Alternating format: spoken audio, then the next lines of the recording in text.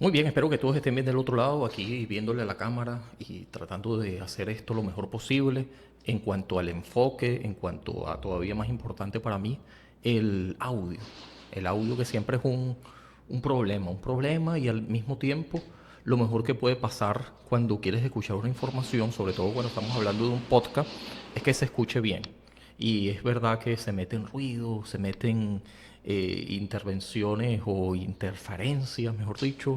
Y es verdad que lo mejor que puede ocurrir es que no solamente como contenido parezca interesante, sino que además se aprecie lo mejor posible, digo, que a posteridad, que es la pretensión cuando grabas en YouTube, cuando pones esto, una grabación y la cuelgas en un canal, una red social, por ejemplo YouTube, que se cuestiona, ¿es YouTube una red social? Pero bueno, en fin, es un dispositivo de almacenamiento que es masivo y a la vez que se perpetúa cualquier contenido en el tiempo. Espacio temporal también. Así que en esto de el tema de hoy, para no divagar mucho en el intento de hacer este podcast, este episodio que ya sería, no sé, han pasado muchos episodios, mucho tiempo desde el último y ya les voy a decir, haciendo un check-in aquí rapidito, de cuál episodio sería este y cuál es el tema en cuestión.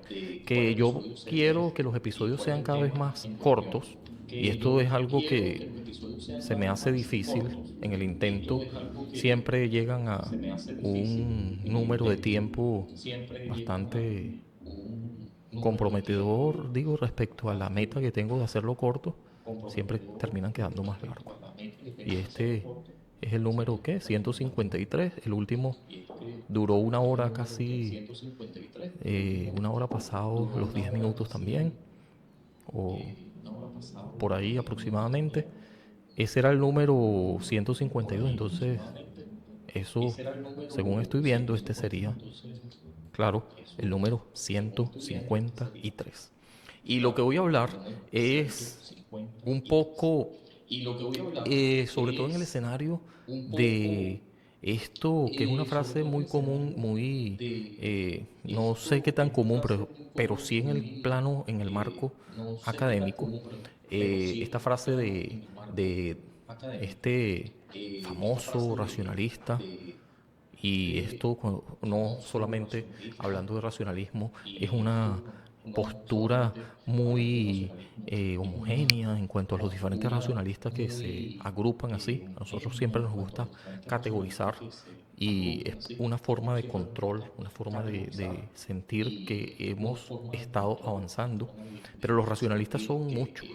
Uno que en Occidente, donde más se habla de eso, digamos, esos términos de racionalismo, empirismo, por lo menos de esta manera, ¿no? Ya veremos si en otro lugar, claro que se habla de eso, en otros términos, y en este mundo globalizado ya se diluye y se comparte, justamente por eso es una eh, conocimiento, es una expresión que se permea en todo lugar.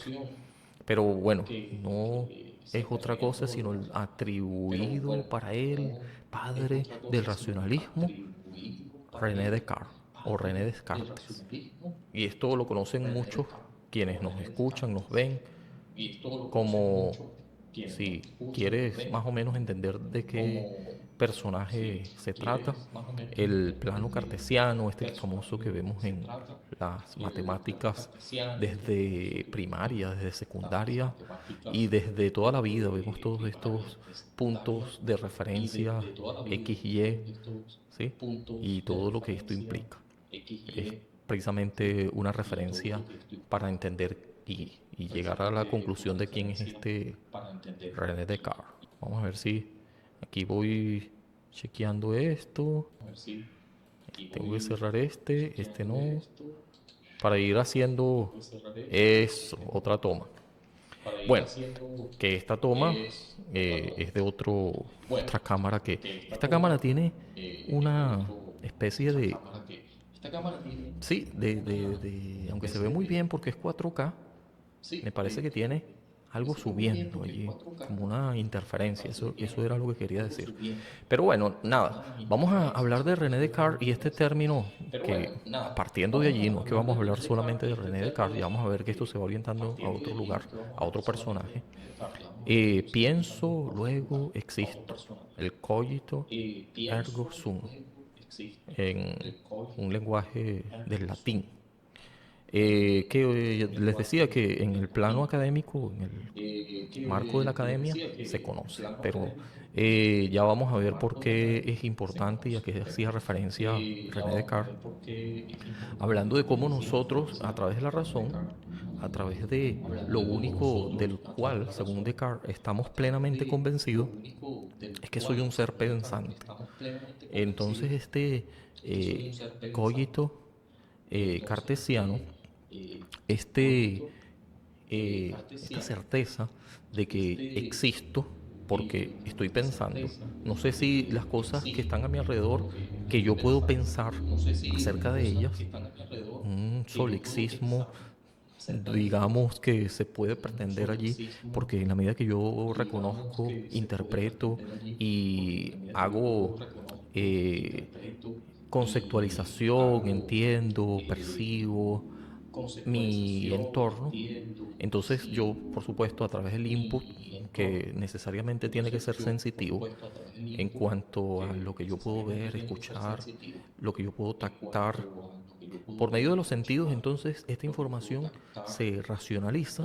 Hay un proceso mental que se puede decir es muy personal y que al mismo tiempo se termina, eh, digamos, dilucidando o esto lo llamaba, estoy tratando de recordar, por eso es que yo hago siempre estos paréntesis mentales y parece que estuviera perdido, pero no, la verdad es que estoy tratando de recordar a David Hume, quien hablaba de esto también, ¿no?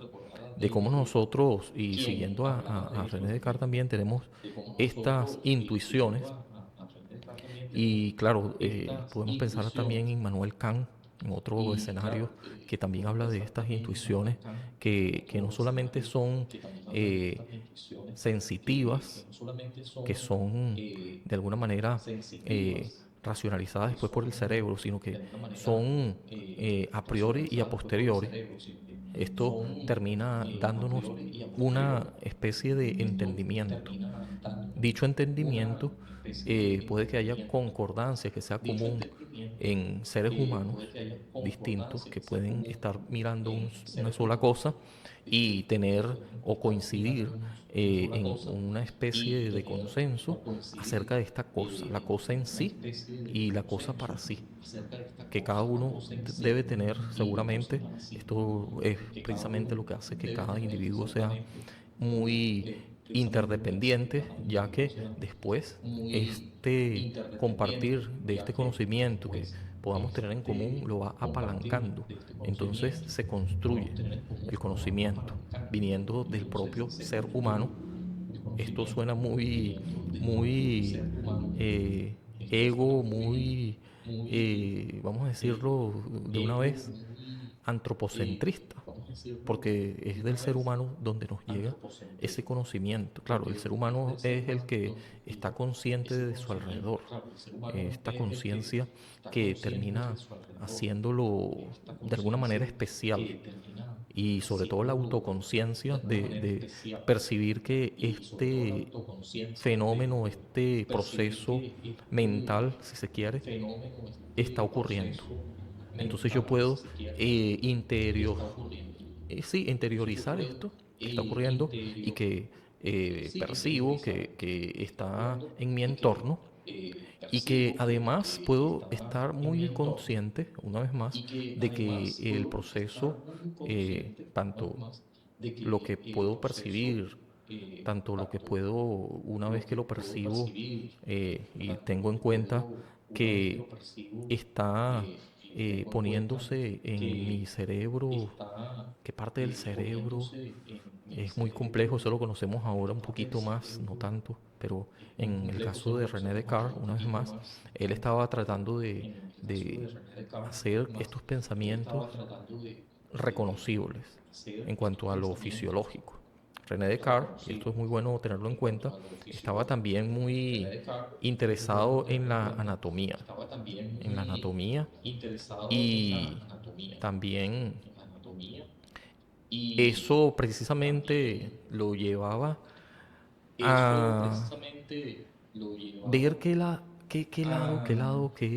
lugar físico, entendiendo luego él mismo, según su propio razonamiento, de que hay una parte en el cerebro, que es él lo llamaba la médula pineal, o la glándula, mejor dicho, la glándula pineal, y que esta región era un lugar en el cerebro que era como una especie de puente entre el plano físico y el plano eh, mental, que mental es algo que no es físico en el sentido de que es no la red extensa, sino la red cóngita o cóncita. Entonces, esta red, que son, ya vemos allí una dualidad, el dualismo cartesiano va de eso, es una parte física y una parte no física, una parte intangible, que es la que es más inquietante de discernir, de descifrar, porque resulta que cómo tú evalúas, cómo mides, cómo haces una especie de reconocimiento, qué tan exhaustivo puede ser y qué tanto puedes llegar al hecho de entender, comprenderlo. En tanto, mismo cerebro, la misma mente, intenta entenderse a sí misma. Y esto es precisamente lo que se denomina autoconciencia. Y es precisamente algo muy interesante de, de tener en cuenta, porque yo, el ser pensante, pienso en cómo es que pienso. En tanto pienso en las cosas o discierno en lo que en mi entorno puede tener cierto lugar, cierto hallazgo, cierto eh, interés en por qué las cosas funcionan como funcionan, por qué es que existen, por qué es que pienso, por qué y para qué y cómo es que llegaron a existir. En fin, eso que precisamente nos hace seres humanos y seres pensantes, porque sin lugar a dudas es una característica muy humana. Y después de racionalizar todo eso, tratar de buscar una explicación y después que la encuentras, darle una especie de forma. Y esta forma es en definición, porque siempre buscamos un concepto, buscamos la manera de etiquetar lo que es algo que sostenemos como conocimiento válido, entre comillas, porque después de todo es válido según nuestra propia interpretación dentro de cierto contexto y contingente, por supuesto, porque es humano, entonces puede ser de una forma, pero también puede ser de otra. Y entonces, la verdad que quisiéramos tener como una necesidad, no como una contingencia, sino algo necesariamente porque no está debatiéndose con otra cosa. Entonces llega a fallarnos esta incompletud que precisamente percibimos que está ocurriendo, entendemos de que no hay una plenitud del conocimiento. Siempre está incompleto, siempre está en un devenir, siempre puede ser de otra manera. Ahora, entendiendo esto, y precisamente aquí voy a caer al autor que está en referencia, ya no digamos una célebre autoridad del racionalismo, sino más bien yo diría que, y no porque lo diga yo, sino que la lectura y todo lo que se ha dicho acerca de él lleva a eso. Él mismo se autodefinía eh, existencialista. ¿Y por qué hablar de René Descartes? Porque él mismo, por supuesto, el autor que ya estoy a punto de decirle, parte de esa frase de René Descartes para muchas cosas y para entender lo que a continuación vamos a... Yo anoté un poco acerca de él. En algún momento yo estaba muy interesado en aprender francés y algunas cosas se me ha pegado y todas estas notas que tengo aquí y precisamente para poder afianzar este francés, al menos lo que es escrito, lo que se puede leer. No digamos que yo sé hablar francés, quisiera, pero sí lo copio en francés y trato de escucharlo y trato de leerlo y trato de, precisamente para no eh, perder este poquito conocimiento del francés, yo he anotado estas notas y por eso es que las enseño en francés, que es el idioma, por cierto, en el que escribió el personaje a continuación, que voy a hablar de él, y sobre el existencialismo. Y no digamos que sea el padre del existencialismo, porque siempre buscamos la manera de tener este primero que dijo algo, al que se le atribuye la paternidad de algo, por ser un pionero del campo, pero no creo que sea él tampoco. Si acaso, y no se le atribuyó así en su momento, porque no sé si esta frase se decía así, cuando existió y vivió y escribió Soren Kierkegaard, a quien yo he nombrado por aquí otras veces, y muy interesante porque va a seguir resonando, porque es que parte de las ideas y mucho de la referencia no reconocida en algunos momentos, pero sí se nota la influencia de Soren Kierkegaard en el personaje a continuación, y ya no demoro más en decirle que es eh, ¿sí? Jean-Paul Sartre. Eh, Esto es francés y el nombre por supuesto se pronunciaría no sé de qué forma, pero es algo así como en español Juan Pablo Sartre. Juan Pablo Sartre dijo algunas cosas interesantes. Jean-Paul Sartre, por ejemplo, él dijo que eh, el hombre, entendiendo el ser humano, ¿no? La mujer también incluida, pero así tal cual, el hombre está condenado a ser libre, ¿sí? Y también dijo cosas como que eh, eso del determinismo, eh, dijo también que el hombre está en función de el otro o la otredad, al cual le pertenece de cierta manera. Y hay otras frases que van a sonar por allí, pero esto del determinismo y esta frase de René Descartes, que ya les decía en la introducción, de que pienso luego existo, y esta que vamos a ver es algo que se puede ver como contradictorio si lo comparamos con René Descartes y su frase pienso luego existo, es esta otra de, de Sartre, que la existencia precede a la esencia. Y aquí me voy a enfocar. La existencia precede a la esencia. Todo esto para decir que en algún momento y la cultura o civilización o forma de ver las cosas en Occidente, eh, partiendo de la idea de Dios como el pivote que hace que las cosas lleguen a ser.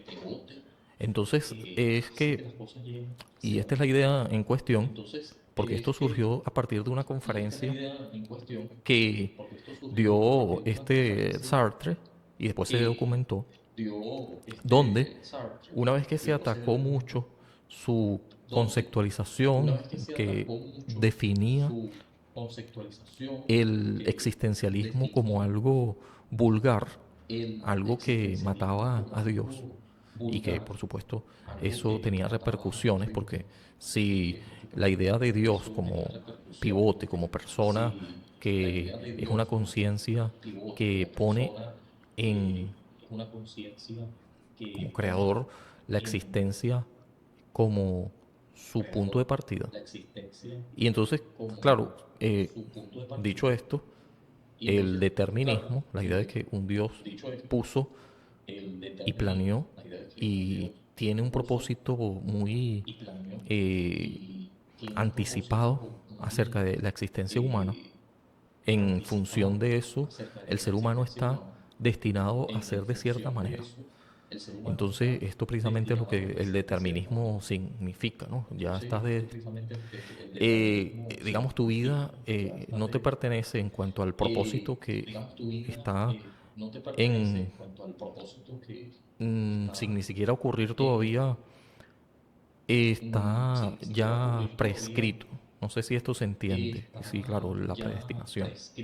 Yo creo que todos podemos entender esto suficientemente bien.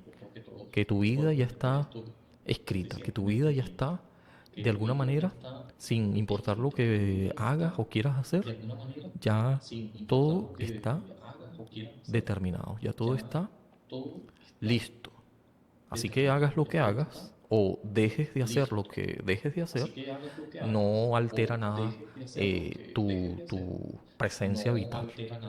Entonces, esto por supuesto resulta muy desalentador, porque, y por supuesto, resulta que el libre albedrío no tiene cabida en esta conceptualización o manera de ver las cosas. Esta preexistencia de que no solamente estás arrojado al mundo, aquí se nos viene a la mente el Dasein, al que por supuesto Sartre también se nutriría un poco de allí. Habría que revisar esa fecha, pero le estaba diciendo que esto se dio en el marco del discurso después de la guerra, la Segunda Guerra Mundial. Esto es de posguerra, entonces, cuando la humanidad se debatía en cuanto a qué hacer, cómo hacer, y dando explicación a muchas de las cosas que eran una calamidad, una catástrofe inminente. Esto de la guerra que aconteció en el año 1945, nuevamente, hace falta conocer mínimo de historia, no mucho, para entender de que había sido eh, en este año no muy lejano y esta fecha, 29 de octubre de 1945, el fin de la Segunda Guerra Mundial. Entonces, en esta fecha, justamente 29 de octubre de 1945, en el Club Maitame de París, la existencia es un humanismo, este sería el título de la conferencia de Sartre, y de eso es que vamos a hablar. De eso es que vamos a hablar. Y cómo esta va a llegar a ser una defensa al existencialismo y a lo que se le estaba desvirtuando acerca de la cuestión que quiso decir en su libro Ser y Tiempo, eh, Sartre. ¿Sí? Ya esto era muy popular, él también, por supuesto, porque era el que estaba desarrollando estas ideas que se volvieron muy famosas y por supuesto todo el mundo quería estar allí en ese escenario conociendo a ver qué iba a decir de primera mano esta persona, Sartre, que era muy famoso una vez más, y todo el mundo quería y estaba allí dispuesto a escuchar a ver cómo defendía estas ideas de sus detractores, bien sean los del comunismo, a quien apoyó de cierta manera, y acerca de aquellos que tenían valores más, eh, digamos, católicos, cristianos, estos valores que también tienen preponderancia y la idea de que Dios es la autoridad suprema, en tanto es el legislador. ¿Qué tanto podemos sostener esto si creemos en el existencialismo al modo de Sartre, ¿no? Ya vamos a ver por qué esto es interesante, porque él no estaba diciendo que el existencialismo esta célebre fórmula de Sartre no tenía nada que ver con el hecho de que no había una legislación suprema y que ésta no nos interviene o nos solicita del cómo comportarnos, de el qué hacer y qué no, de legislar y de que esto, por supuesto, contribuya a una especie de orden, porque alguien da las órdenes. Entonces la libertad, eh, si estás obedeciendo órdenes, resulta algo incómodo, ya que si es que eres libre de verdad, estamos condenados a ser libres, frase célebre también de Sartre. Entonces, ¿cómo es que un legislador supremo, llámese Estado, llámese Dios o conciencia interna, bueno, estos son cosas que diría son reconocimiento de que hay una autoridad superior, como quieras llamarla, y que es una realidad, algo que ocurre. Ahora, eso es que ocurre porque es una construcción social, o ocurre porque de verdad existe, está predestinada, y que antes de que nosotros siquiera hayamos nacido, hayamos sido arrojados al mundo como un eyecto, como un proyecto vital o como el Dasein. Entonces, dependiendo de los autores que quieras revisar, si es eh, José Ortega y Gasset o si es, eh, por ejemplo, ya había nombrado a, a este del Dasein, Heidegger, o el mismo Sartre, ¿no? Somos un eyecto, proyecto, proyecto que no está concluido. Un eyecto es que estás lanzado, pero el proyecto te lo tendrías que plantear tú mismo. Entonces el proyecto no está escrito, el proyecto se construye en la medida que vamos existiendo y es una responsabilidad muy personal. Entonces así, claro, suena muy bien porque estamos condenados a ser libres, que no hay un culpable, no tienes que apuntar a un lugar porque es tu responsabilidad. Y esta responsabilidad debes asumirla de manera plena.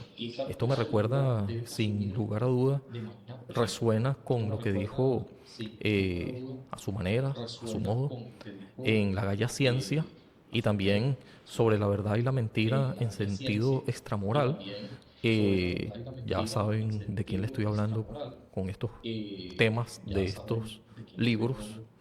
Eh, claro, esto lo diría así Nietzsche, de cierta manera, porque nosotros tenemos la responsabilidad. Y dicho eso, es por eso que tenemos que tener una afirmación. La afirmación consiste en que no debemos mirar a otro lado buscando culpables, sino que, claro, si te pones en este dilema, y es precisamente así como lo planteó Nietzsche en este experimento mental, si se quiere, ¿no? Te pones a pensar que alguien te diga que tu vida con lo bueno y lo malo va a ser de cierta manera, entonces tendrías que replantearte el eterno retorno, este es precisamente el experimento mental planteado por Nietzsche. Si vas a afirmar eso, entonces tendrías que estar muy, muy consciente de que tu manera de vivir, que solo tú la planteas, la propones, la dispones, tiene que ver con tus decisiones.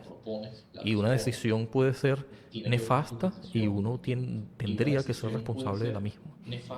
En eso, por supuesto, radica el hecho de que te haces cargo de tu propia vida y que puedes tomar otras decisiones, puedes decidir no decidir, eso ya es una decisión. Por omisión también pasan cosas. Entonces, claro, ya yo no le estoy apuntando a nadie, no estamos determinados. Es verdad que, y aquí hay algo que pudiera sonar muy extremista, es verdad, y aquí suavizamos las cosas, y no lo quiso decir tampoco así Sartre, que hay cosas en nuestro entorno, porque estamos lanzados al mundo y tenemos cierta predisposición, innatismo, como la genética, el hecho de haber nacido en un lugar donde nosotros no nos planteamos, no fuimos ni siquiera eh, los que decidimos nacer, no nos preguntaron, tampoco nos van a preguntar. Y esto suena más triste todavía, dónde y cómo y quién va a estar a tu alrededor cuando mueras. Ya uno lo puede intuir, pero un poco acerca de la muerte. Y es que nadie quisiera llegar a ese fin, pero es una cuestión que forma parte de la vida, dirían algunos, ¿no? Pero vivir ya, el hecho de haber nacido, de ser cuando pudiste no haber sido, y qué responsabilidad tengo yo ante eso. Yo no decidí. Es una decisión que yo no tomé. Sin embargo, a partir de allí, cuando eres arrojado al mundo, una vez que eso ocurre, la existencia justamente, eres responsable de tu vida, porque no te determina. Quizás sí condiciona, hay condiciones que no están en mi control, escapan a lo que yo puedo decidir, pero hay muchas otras cosas y la mayoría, la inmensa mayoría que definitivamente tienen que ver con mi actitud ante la vida. Empezando por el hecho de reconocer de que no soy eh, una víctima indefensa del sistema o de las circunstancias. Yo soy yo y mis circunstancias, diría José Ortega y Gasset, entendiendo de que sí que yo puedo y tiene que ver mucho con yo, con lo que haga, con lo que yo decida, con lo que yo me plantee, con lo que mi proyecto vital que voy trabajando y va sucediendo en la medida de que yo exista. Entonces, claro que esto es una responsabilidad radical, es una existencia plena la que yo, por supuesto, tengo que hacerme cargo. Porque igual, si no me hago cargo o si prefiero ignorar esto, las circunstancias que yo plantee o que me tocó vivir o que yo pueda replantear también, como el, el propio, en este libro que se está escribiendo de mi vida, que no tiene absolutamente nada que ver con el asunto del individualismo, cosa que se le recriminó a Sartre, porque el comunismo rompe con el individualismo y se veía como muy al estilo de Soren Kierkegaard sobre esto ¿cómo se llama? El individuo y su propiedad. Que yo he hablado un poco de él, pero claro, esto es algo que seguramente tuvo que haber tenido en cuenta eh, Sartre, esto de Kierkegaard, y creo que también, más allá de Kierkegaard, Soren Kierkegaard, hay otros personajes que se me vienen a la mente, y yo no sé si yo he hablado de eso aquí, pero déjame ver aquí, hacer un check-in rápido, eh, que bueno, que todavía resulta más radical en cuanto al individuo, ¿no? Eh, Aquí estoy moviendo un poquito, esperemos que esto no se escuche mucho. Eh, el individuo, yo he hablado aquí de eso. Vamos a ver. Algunos filósofos, porque todo también tiene que ver con la filosofía, hablaban de eso. Bueno, Immanuel Kant, ya, pero Immanuel Kant lo habló de otra manera. Soren Kierkegaard, ya les decía, considerado el padre del existencialismo, rechazó los sistemas filosóficos que diluían el sujeto en abstracciones universales. Para él, el individuo real es un ser objetivo, cuyas decisiones, pasiones, determinan su propia existencia. Y bueno, Soren Kierkegaard. Pero había otro que yo creo que lo tengo en cuenta en mi podcast, en otro episodio. Pero bueno, ya lo recordaré, no voy a darle más vueltas al asunto, porque quizás se me venga a la mente dentro de un rato. ¿Sí? Quizás, quizás, quizás. Quizás, quizás. Pero bueno, en fin. El caso es que cuando Sartre, que es el que nos ocupa, el personaje que nos ocupa ahora mismo, habla de la individualidad. Y aquí él tuvo la oportunidad de defender esto, de que no se trataba de que no está de acuerdo con la comunidad, con, dirían algunos, remar hacia un mismo lugar, en el sentido de que hay un esfuerzo en común o por algo que es un interés, un objetivo que nos ocupa y que pudiéramos tener en común. Como que si se tratara de un punto de encuentro o este punto donde podemos converger, un punto de convergencia. Entonces, claro, claro que sí, eso existe y la humanidad ha crecido en función a un esfuerzo colectivo, a una interdependencia. Pero también es cierto, y justamente en esta línea de idea, es que cuando cada persona se ocupa de sus propios intereses, se ocupa de su propia vida, se hace cargo. Y por supuesto, esto implica siempre a otro. Cuando una persona dice que voy a ser un ingeniero y se ocupa en ello fervientemente, está beneficiando a otro. Siempre tiene en cuenta a otro. Si te ocupas de ser ingeniero, o si te ocupas de ser cocinero, o si te ocupas de cualquier otra rama del saber, o cualquier otra actividad, por más trivial que parezca, siempre es y tiene que ver con otro, en relación con la otredad. Y esto es precisamente lo que Sartre nos va a decir, ¿no? En cuanto a la religión y el determinismo que ésta comparte como creencia, en el sentido de que aquí es precisamente donde no estamos para nada de acuerdo con este sistema, considerando que la humanidad está indefensa ante lo que un Dios supremo tiene como un objetivo o un propósito que trasciende al orden humano, pero tiene que ver con ellos. Es algo que está predefinido como los genes, como eh, las normas que se establecen en libros o textos religiosos y que van a determinar nuestra existencia. Y aunque eso es verdad de cierta manera, es algo que no podemos controlar, que está como un prerequisito y tiene consecuencias cumplir eso o no. Y en algunos casos es inalterable. La ley de la gravedad, por ejemplo. Estas son leyes, así como leyes que tienen que ver con cuestiones físicas, fisiológicas, naturales, como quieran llamarlas, biológicas también, están allí ya de antemano. Simplemente tendríamos que acatarlas, entenderlas, comprenderlas. Es parte de nuestra conciencia de que eso está allí, pero el hecho de desviarnos de estas leyes, de estas normas de conducta, de estas,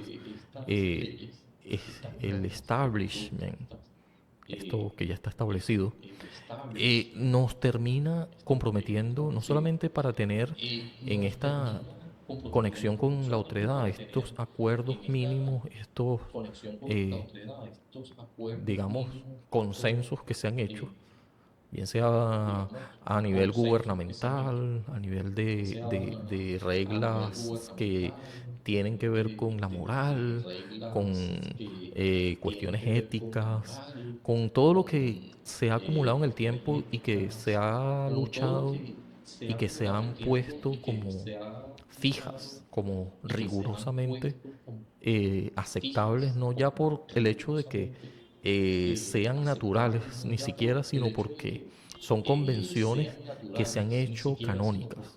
Aquí se me viene a la mente otra vez a Nietzsche. Después del tiempo, terminan siendo eh, consideradas fijas o canónicas, pero en realidad son metáforas, un ejército móvil de metáforas, pero que ya dejan de serlo, ya se perciben como fijas, y que hay alguien que termina regulándolas. Cambiarlas es un problema. Arbitrariamente se pusieron, pero para cambiarlas siempre tienen mucho de qué decir en cuanto a sostenerlas, colectivamente como se sostienen, y al mismo tiempo transformarlas resulta revolucionario, y por revolucionario casi todo el tiempo, y es precisamente la historia humana como se va moviendo, resulta violenta el hecho de pretender al menos siquiera osar cambiarlas. Y que entonces termina uno sometiéndose a ella, incluso no solamente por alienación, sino por autoalienación. Porque es mejor eh, obrar y tener en cuenta en nuestra vida y nuestras acciones, precisamente por eso obrar conforme a las reglas establecidas que no deben ser cuestionadas. Y que si lo hicieres, pues te vas a meter en problemas. Reglas que tienen que ver desde lo más simple, como dónde estudiar y cómo y cuáles son los requisitos, qué idioma vas a hablar y cuáles son las reglas de este idioma que nos preceden, que son prerequisitos, o sea, que están previas a nuestro nacimiento, al ser arrojado al mundo. Ok, ya llegué aquí, pero ya esto de llegar y el lugar y las normas que asumen todos en ese lugar, yo lo único que tendría que hacer es asumirlas y ya. A mí nadie me pregunta si quieres hablar este idioma, sino que yo lo reflejo como un auto reflejo, como que si se me contagiara, porque estoy allí en ese ambiente. Y entonces cuando yo crezco, digo, voy desarrollándome como ser humano, es mi responsabilidad si es que quiero cambiar eso.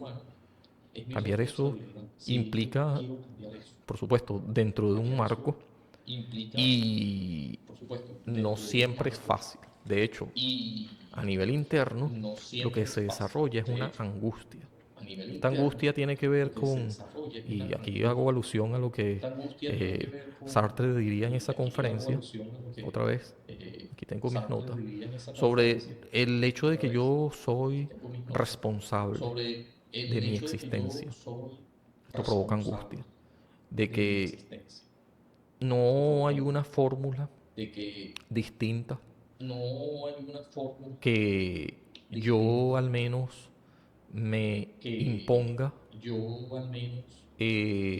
distinta en el sentido de que está dentro de un marco, entonces no hay oportunidad. Pero dentro de este marco sí que hay diferentes, eh, digamos, posibilidades. Entonces yo tengo que escoger. Y estas posibilidades son tantas, tantas, que resulta abrumador. Y por eso surge la angustia.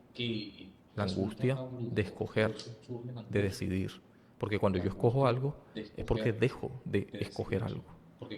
Siempre esta necesidad de tener algo por lo que ocuparme y, por supuesto, en la limitación del ser humano, en el ejercicio de su libre albedrío, pero contingente, es decir, o es una cosa o es la otra, que tanto pueden ser todas al mismo tiempo, imposible, que tanto puede ser una y otra.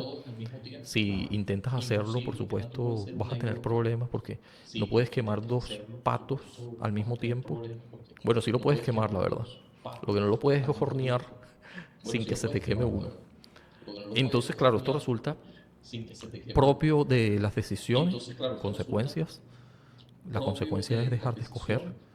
Cuando escoges, dejas de escoger algo. Escojo esto y claro, ay, entonces me puedo pensar a plantear, oye, ¿y si hubiese escogido esta otra cosa?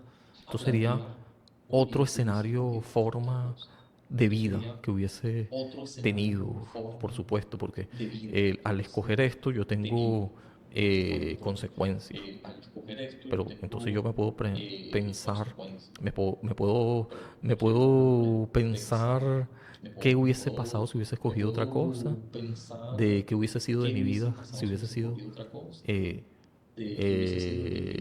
en algún momento alguien que hubiese escogido otra cosa o que hubiese nacido en otro lugar. Y aquí, por supuesto, es algo que yo no manejo como decisión, es algo que me precede. Ya esto de nacer en otro lugar y de compartir con ciertas personas, por supuesto, yo puedo salirme de allí, puedo mudarme. ¿Qué tanto puedo hacerlo de verdad? Mi libertad está sujeta dentro de un marco. Y esto es precisamente algo que me condiciona, no me determina, pero sí que influye y que en algunos casos no tengo salida real. Por eso es que las personas que nacen en un ambiente que, por ejemplo, precario, un barrio pobre o lo que sea, que muchos de nosotros hemos venido de esos lugares y no pasa nada, ¿no? Porque no por eso eres mala persona, ni por eso vas a ser eh, una persona que va a adoptar las costumbres y formas de conductas de ese lugar. Es probable que sí al principio, pero después decidas mudarte de allí o decidas relacionarte mejor con ese ambiente y transformarlo, o si no puedes hacerlo, quizás empieces a tomar otro tipo de decisiones que te lleven a otro lugar. Entonces eso que es una condición no te determina, puedes cambiarlo. Entonces eres responsable de eso. Claro, por supuesto, esto tiene muchos detractores de por medio porque también, bueno, hasta qué grado hay cosas que definitivamente no puedo cambiar. Hasta qué grado son innatas y hasta qué grado son productos de sí. Empíricamente, mi experiencia de vida, lo que yo vivo, tiene que ver con el dónde y cómo y cuándo. Históricamente también, ¿no? Si yo nací en la época, no sé, del Renacimiento, mi vida hubiese sido de otra manera, ¿no? Así que las épocas en las que me tocó vivir, históricamente también, si yo nazco dentro de 7000 años, quién sabe qué vida tendría allí la gente y qué cosa va a ocurrir si es que el mundo todavía sigue existiendo y de qué manera existe el mundo, tal cual como en el pasado era distinto, en el futuro va a ser también, sin lugar a duda, un lugar distinto, otra época, otra gente, un avance, un retroceso. Entonces todo esto genera incertidumbre y angustia. La angustia no solamente de saber que existo, que ya de por sí uno se puede preguntar por qué. Esto es una pregunta que se hizo, por ejemplo, Blaise Pascal, que también lo planteó a su manera, ¿por qué hay algo si pudo haber no existido nada y ya? Leibniz también lo planteó a su manera, ese era el que estaba recordando, y que hay un planteamiento que discute eso o está un poco contradiciendo lo que es el de este autor que yo he nombrado mucho por aquí, que se llama eh, eh, oye, Ludwig Wittgenstein. Eso se me vino a la mente. Él dice algo acerca de eso, ¿no? De que esa pregunta es hasta absurda. Un perder el tiempo hacerse eso. Es una pseudo pregunta, así se le puede decir. Se le llama. Hay muchas pseudo preguntas. Si entendemos lo que ellos quieren decir con pseudo pregunta, hablan de que "Ay, ¿para qué te vas a plantear eso en pocas palabras? Eso es innecesario. Bueno, eso no responde al existencialismo, ¿no? Porque el existencialismo tiene en cuenta esta pregunta, claro, pero no se centra en eso, porque se centra en, ya que existes, céntrate en la existencia. Y ser para la muerte, Heidegger, es que céntrate y precisamente en una clara conciencia de que vas a morir, de que la vida es limitada, finita, no infinita. Entonces tendrías que tener en cuenta, muy, muy, muy en cuenta, y esto es una actitud, claro, así como el eterno retorno, de cómo vas a hacer con tu vida, cómo te haces cargo, cómo afirma la afirmación de tu vida, cómo vas a hacer. Eres responsable de ella, no le dejes eso a otra persona. Tu felicidad, habría que ver qué cosa es la felicidad, no como una especie de analgésico. Sí, la felicidad puesta así un poco como esta actitud de los epicúreos. comamos y bebamos porque mañana hemos de morir. Entonces, claro, ahí la muerte es tan inminente que no puedes hacer nada para cambiar ese resultado de la muerte, de lo finito que es la vida, que mejor sería vivir la vida a plenitud. Habría que preguntar qué consideras tu plenitud. Si satisfacer los deseos carnales, como pudieran llamar algunos. Claro, claro que hay que satisfacerlo porque tienes que comer, tienes que tomar agua, tienes que vivir en un techo, debajo de un techo, no arriba de un techo. Claro, si todo esto, por supuesto, son necesidades que debes suplir y que te haces cargo de tu existencia en la medida que vas satisfaciendo necesidades. Están las necesidades físicas, pero también están las necesidades que algunos pudieran llamar más espirituales, ¿no? Conciencia de tu necesidad espiritual. Esta conciencia ya de que tienes esta necesidad y después dónde y cómo satisfacerla. Y es precisamente cuando nos hacemos las grandes preguntas del existencialismo que propone, no solamente, ya les decía, que es lo que estamos hablando ahorita, por cierto, Sartre, sino que hay otros personajes que también se plantearon esto, ¿no? Ya les decía de Soren Kierkegaard y este otro personaje que me estoy tratando de acordar, no lo recuerdo todavía, que ya... eso es lo que pasa cuando yo me acuerdo de alguien y no aparece su nombre, que yo quiero que el nombre termine apareciendo, ¿sí? Y no es muy famoso en el sentido de que no tiene mucho marketing en la academia, pero sí es interesante, ¿no? Estoy tratando de acordarme. Pero bueno, vamos a seguir hablando de Sartre. Él planteaba también, Sartre, de que nosotros como individuos, y es aquí donde hay una cosa que él mismo dijo, dígase, eh, cosa que te pone a pensar en esto, ¿no? La cuestión de que si una persona se propuso construir un, un abrelata, póngale, ¿sí? Eh, y entonces primero lo piensa. Y una vez que lo piensa, está en la mente de alguien que quiso resolver un problema, quiso precisamente en este acto creativo, esta posibilidad de hacer algo. Entonces primero tiene en su mente, lo tiene en cuenta y después lo lleva a cabo. Lo lleva a cabo, pero ya en su mente está la función, para qué sirve, hasta se imagina cuánto va a durar, cuán útil sería y todas estas cosas.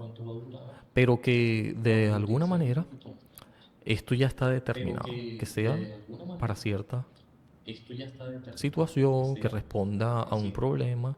Y entonces ejecuta, una vez que lo crea, lo diseña, ya primero en su mente, una vez más, y después termina haciéndolo eh, en la práctica un objeto real. Entonces es precisamente aquí donde, y esto es muy interesante porque es algo predestinado para cierta función. Entendemos allí que la idea de que la humanidad exista y todo lo que lo soporta, no solamente la existencia, sino el hecho de que siga sosteniéndose la existencia, tuvo que haber estado en la mente de alguien. Este diseño tan grandioso no puede ser producto de la casualidad. Entonces aquí es donde está el dilema eh, de la existencia de Dios. Si tú no puedes explicar que Dios existe, pero las consecuencias, vamos a suponer, porque empíricamente dices que, bueno, yo no lo he visto, pero las consecuencias lógicas de la creación de las cosas hechas, de cómo están creadas y diseñadas de cierta manera, te tiene que llevar a pensar de que fue pensado por alguien, de que es una conciencia, una inteligencia suprema, la que se ocupó primero de pensarlas y luego de ejecutarlas. En tanto, se entiende que hay una especie de determinismo. porque se pensaron para que fueran de cierta manera y efectivamente una vez ejecutado ese, digamos, ingeniería que primero era intangible en la mente de alguien, entonces tendría que seguirse comportando en los preceptos, dentro de los preceptos de esta persona, de esta conciencia, de esta inteligencia que los llevó a cabo. Pero resulta, y precisamente este asunto que no tomó en cuenta Sartre, es que este ser inteligente pudo haber también haber hecho estas criaturas inteligentes a su semejanza y dotarlos no solamente de una función, no solamente de todo esto que les beneficia en cuanto a la vida, ciertas normas para que sostengan la vida, una vida plena, una vida que resulta que no es supervivencia, sino más bien una calidad de vida, y hasta qué grado los dotó del libre albedrío, justamente para que el amor que tuvieran estas criaturas en relación a su creador fuera genuino. No los programó para cumplir leyes, sino para vivir de acuerdo a ellas de manera responsable. Es algo que llevaría a que se cumplieran por amor, por agradecimiento. Porque no es que te están diciendo, mira, ¿sabes qué? Tienes que hacer esto y esto y esto y esto para ganar la salvación. No, sencillamente ya todo estaba listo como un regalo. Entonces lo que te queda, justamente por agradecimiento, no por una especie de, no, yo tengo que cumplir esto porque así se ve súper feo, eh, que es lo que eh, no voy a nombrar aquí a una religión específica, pero sí es una idea que tiene, eh, resulta que la salvación viene como resultado de la redención y es algo muy personal, la redención. Es decir, que yo tengo que hacer muchas cosas para ganarme la salvación y que depende de mí. Y esto no es así. Y es precisamente un error. Y por eso entendemos que Sartre pensaba como pensaba.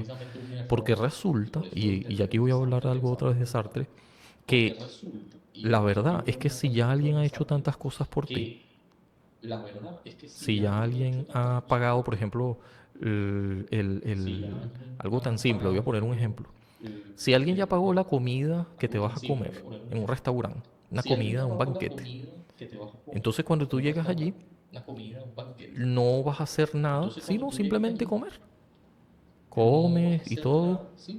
Y lo que se espera de ti mínimo en función a lo que, por supuesto, no tienes por qué pagar, porque ya todo está cubierto y se hizo por amor, no se hizo como en el pensamiento de que yo voy a hacer esto por ti y tú vas a hacer algo por mí, porque no es una transacción, no es así, no es algo transaccional.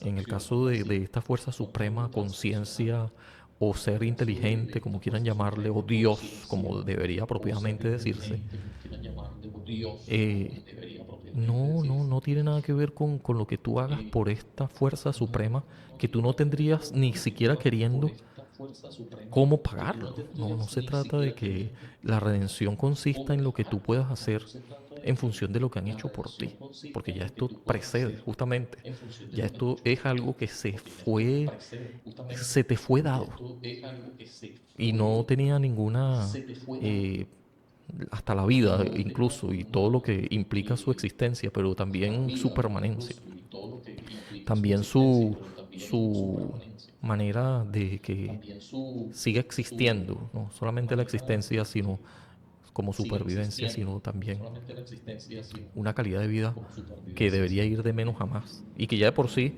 las condiciones de vida estaban creadas, hechas, diseñadas, como quieras llamarle, preestablecidas de manera positiva, si lo quieres ver así, porque es que deberías verlo así, y es una muestra de agradecimiento.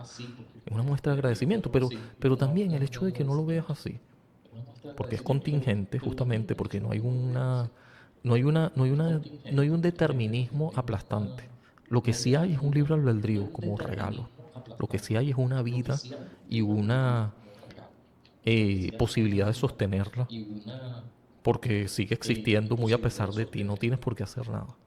El sol sale todos los días, por lo menos esa es la percepción que nos da cuando sabemos que lo que da la vuelta orbitando alrededor del sol es la Tierra, es la que se mueve, el sol está ahí quieto.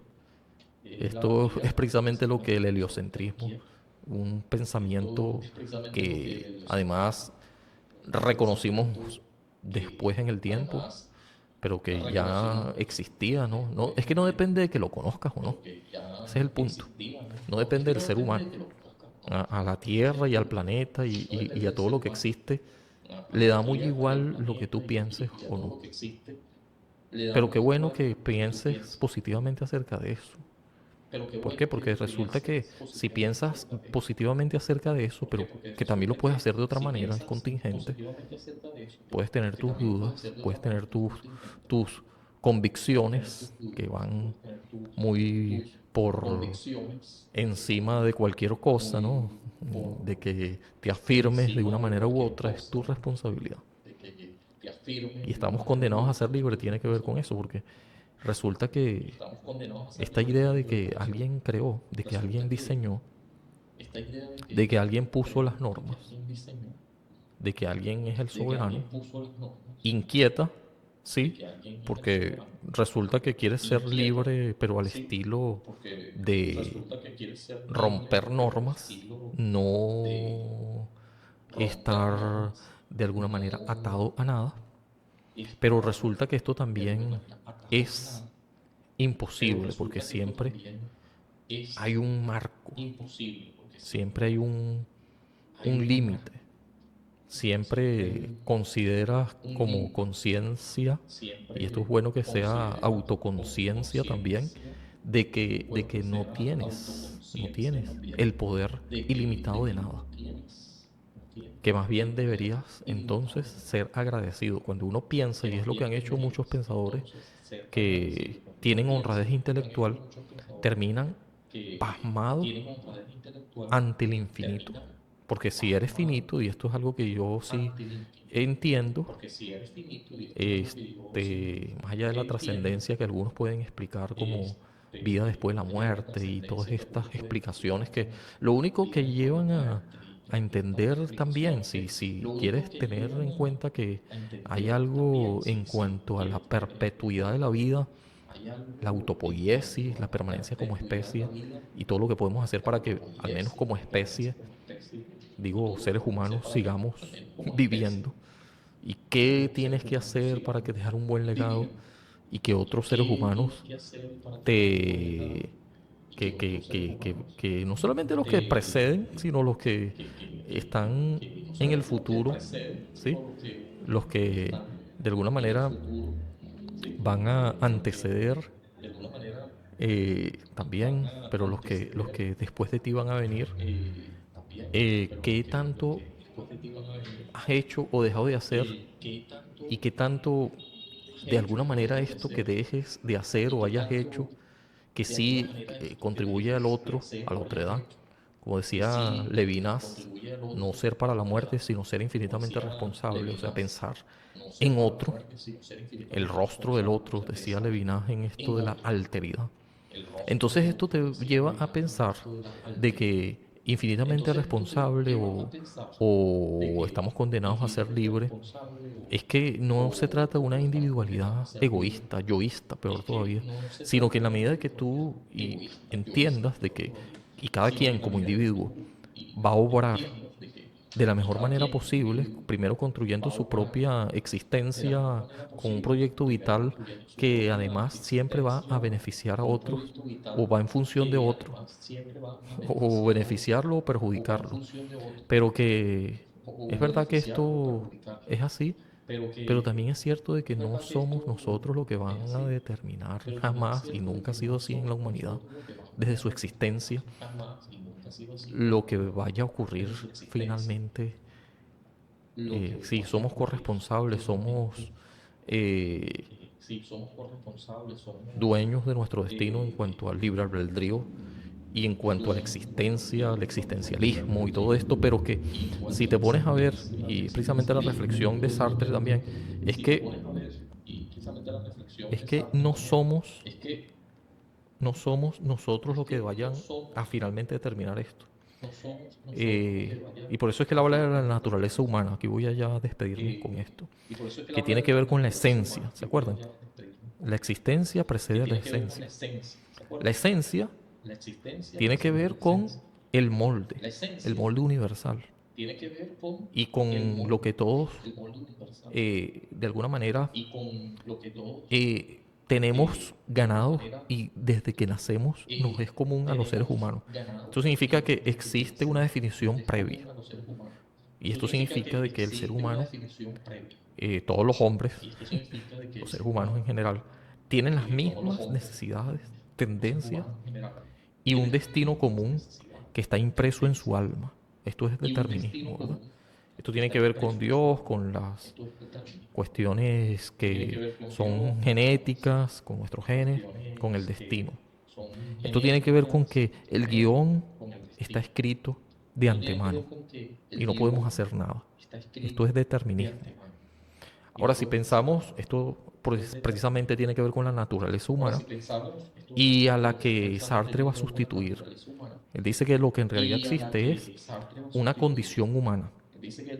Y esto no es una definición de lo que somos, no es algo que nos hace esencialmente humanos, no.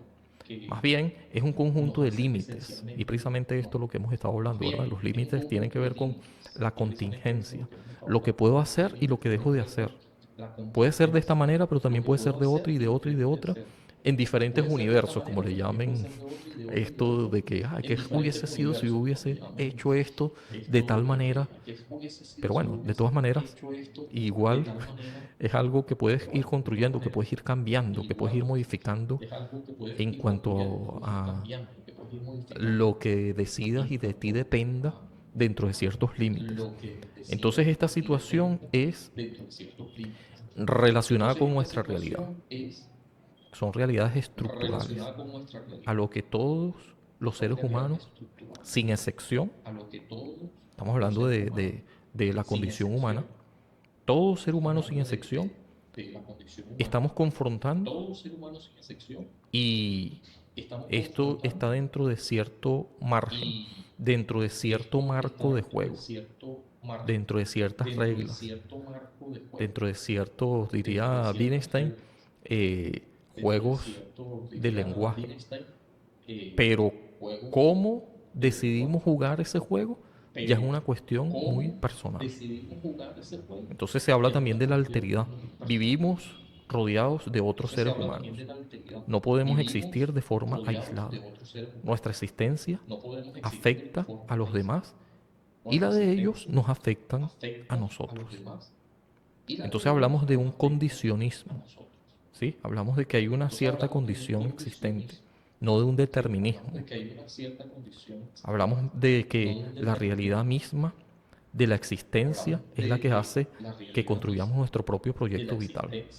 Un eyecto, pero que puede construirse y verse como un proyecto que tú mismo escribes y que tiene que ver con tu afirmación.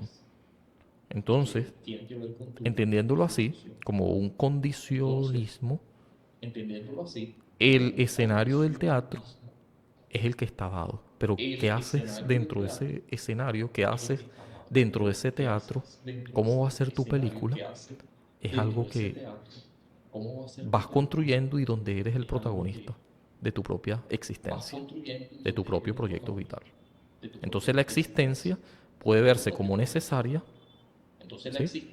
En el sentido de que no, yo soy así porque yo nací en cierto lugar y yo soy así porque mis genes son así, mi carácter es así, ustedes se la calan. Ustedes tienen que aguantarme. Esto es deshonesto, deshonesto. Pero cuando tu existencia la ves de manera contingente, es porque una contingencia radical, es porque piensas que siempre lo que eliges ser, lo que dejas de elegir, también la forma en que te comportas te pertenece, te haces responsable. La libertad de los demás como valor, ¿sí? Inevitablemente la libertad de los demás como valor. Eliges también, cuando eliges algo, terminas beneficiando o perjudicando a otro y entonces pudieras plantearte de cuáles son las consecuencias, no solamente en relación a lo que me afecte a mí, pero claro, primero a mí. Entonces diríamos perfectamente, yo soy yo y mis circunstancias. Y si no las salvo a ellas, no me salvo a mí tampoco. Muy bien, quería plantear esto es interesante, me parece súper, súper interesante. No solamente la idea de un Dios personal que es el que pone las reglas, pero también pone y dio como regalo el libre albedrío y todas las condiciones que existen para que la vida se siga perpetuando. Y quedan preguntas interesantes, ¿no? Porque esto lo pudo haber pensado también Sartre, pero que lo explicó antes a su manera en la Odisea. Eh, este Leibniz sobre la cuestión del mal, porque si Dios es bueno y tal, ¿por qué existe el mal? Entonces él habla del mejor de los mundos posible y todas estas cosas que seguramente siguen siendo relevantes y por supuesto que tuvieron el foco en el pensamiento.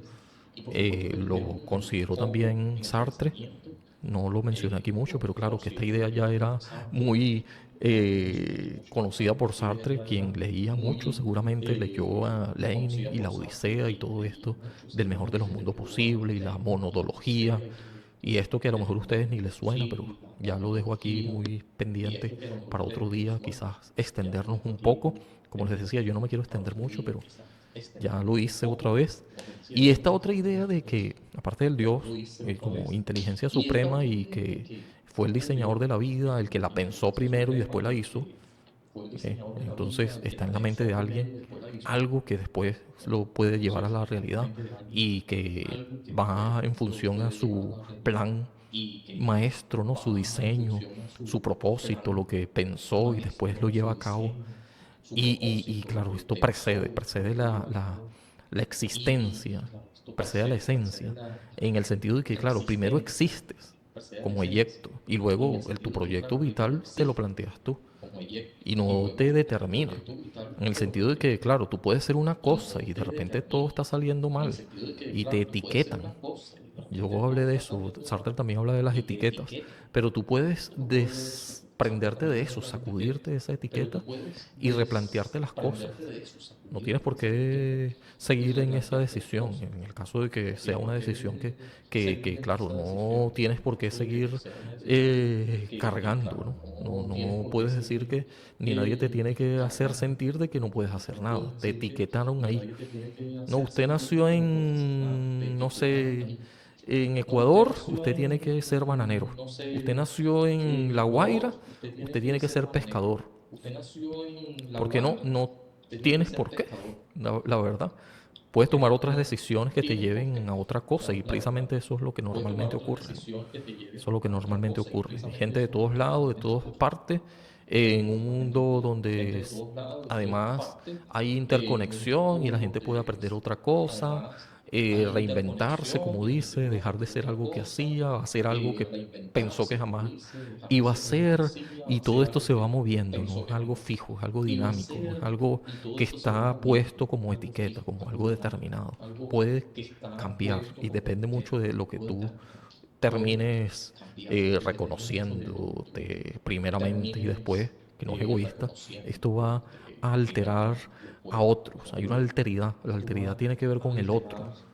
Y este otro, por supuesto, como decía, ya lo había dicho también, te puede modificar y tú también puedes modificar a otro. Esta interrelación que existe con la comunidad, con la gente, con lo que pasa y con lo que deja de pasar. Todo esto que incluso está en otro lugar. La ecología del desarrollo humano de Uri Bronfenbrenner habla de que si una cosa ocurre en otro lugar, afecta las políticas y las decisiones que tome una gente en otro lugar o lo que pase en otro lugar o lo que pasó en otro tiempo termina afectando. Hay una concrescencia, no hay una esencia. Esto, por supuesto, tiene que ver, esto último que dije, con de la concrescencia, con este Weihar, que yo he hablado aquí. De repente le pongo una imagen por aquí para recordarnos de eso. En fin, estamos condenados a ser libres. Y si hablamos un poco de el asunto de nuestra decisión y del determinismo que comporta, porque al final de la muerte no podemos escapar, es otra cosa que hay que revisar, ¿verdad? La muerte, que es una condena que le pone fin a nuestra existencia, nos empieza a cuestionar no solamente cómo vivimos, el eterno retorno, si es de una forma positiva o negativa, como quieras, tu felicidad, como sea que le llames a eso, ya si algo es un golpe de realidad, lo real, que no está en el plano ya de lo que es imaginario o lo que es simbólico o lo que se puede decir con la lengua y que forma parte del síntoma. Esto que decía así este autor que yo he hablado por aquí, eh, ya me voy a acordar, que tiene que ver con, sí, con estos, así lo graficó él y también lo explicó Derrida, ¿sí? No, Derrida no, Lacan, siempre confundo a estas dos personas, pero Lacan, Jacques Lacan, él es el que hablaba de estos tres registros, y en el plano de lo real está la muerte, las cosas que realmente nos impactan, las cosas que nos hacen de verdad tambalear y escenarios que están al borde de la muerte también, ¿no? Esto ya tiene que ver con, decía también, hablando de eso, de la, ya no estoy hablando de ya va, Lacan, sino más bien de la logoterapia. Esto tiene que ver con este personaje que se cuestionó esto de la existencia, más bien pensar y valorar lo que le da sentido a la existencia. Y El hombre en busca de sentido habla de eso, ¿no? Un libro muy célebre, interesante, de este personaje que yo he hablado por aquí, pero no mucho. Hay que dedicarle un vídeo, un episodio a él, que es algo que le puede dar sentido a nuestras vidas. No tanto significado, al significado no llegas, diría de arriba, sino el hombre en busca de sentido. ¿Qué tiene para ti sentido? Y eso es lo que te va a ayudar a seguir viviendo, muy a pesar de las dificultades extremas, muy a pesar de estas cosas que le dan en nuestra existencia un matiz de reflexión, pero obligado. Cuando vemos situaciones extremas que van a llegar en nuestras vidas, como este terremoto que ocurrió en Venezuela, que seguramente va a replantear todo.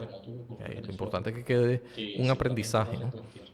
Bueno, más allá de la tragedia que es nefasta, mala y por qué tenemos que pasar por esto para aprender, es otra cosa que uno puede preguntarse, ¿no? Como el COVID-19 del cual no aprendimos nada, como humanidad seguimos de lo peor posible, ¿no?